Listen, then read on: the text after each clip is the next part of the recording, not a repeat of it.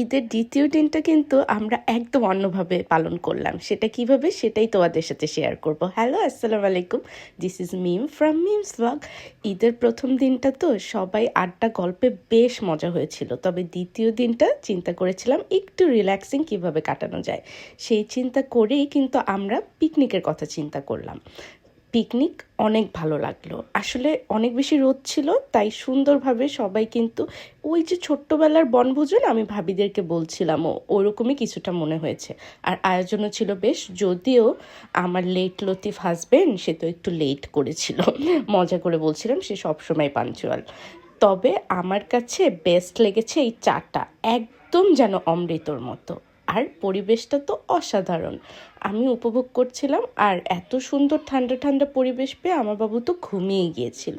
সব কিছু শেষ করে রওনা দিলাম বাড়ির উদ্দেশ্যে। তবে চেরি ফুলগুলো দেখে আমি আর আমার সখী দুইজন কিন্তু পোজ দিলাম।